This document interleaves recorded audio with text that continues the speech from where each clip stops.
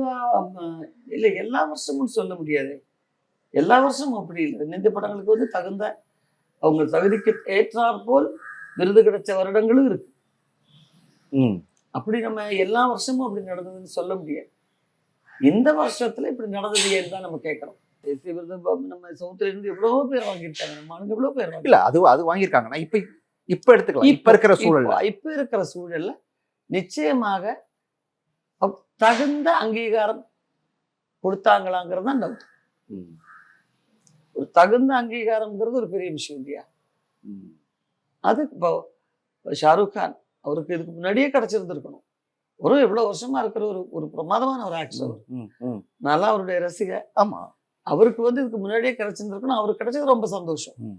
அவர் கூட ஆக்ட் பண்ண அந்த ஆக்டரும் எனக்கு அவருடைய படங்கள் நான் அதிகமா பார்த்தது இல்லை. அவருக்கும் கொடுத்துருக்காங்க. கொடுத்ததை பத்தி இல்லை. ராணி முகர்ஜி பிரமாதமான ஆக்ட்ரஸ். அவங்களுக்கும் கொடுத்ததும் ரொம்ப பெரிய விஷயம், ரொம்ப நல்ல விஷயம். அதெல்லாம் நமக்கு பிரச்சனை இல்லை. ஏன் அவங்களுக்கு கொடுத்தாங்கிறது நம்ம கேள்வி இல்லை.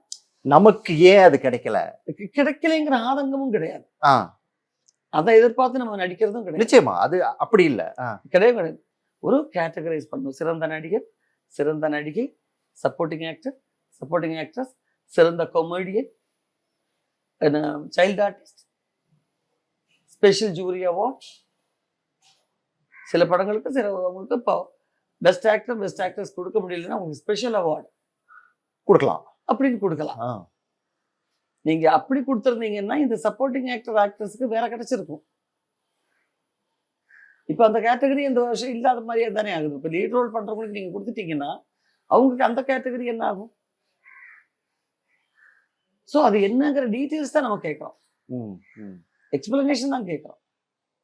இதனுடைய எந்த ஒரு சட்டத்தின் அடிப்படையில் நீங்க இது முடிவெடுக்கிறீங்கன்னு தான் கேட்குறோம். உங்களோட கேள்விகள்ல இருந்து, உங்களோட ஆதங்கத்துல இருந்து நான் இதுல வந்து புரிஞ்சிக்கக்கூடியது அப்படிங்கிறது வந்து, இதுல இந்த தேசிய விருது அப்படிங்கிறதே ஒரு அரசியலாக்கப்படுதா, இதுக்குள்ள ஒரு அரசியல் இருக்குதா பின்னாடி அப்படிங்கிற ஒரு கேள்வி வருது. இல்ல அப்படி சொல்ல முடியாது. அரசியல் இருக்குதான்னு சொல்ல முடியாது. குழுவில் இருக்கிறவங்களுக்கு அரசியல் இருக்கான்னு எனக்கு தெரியாது.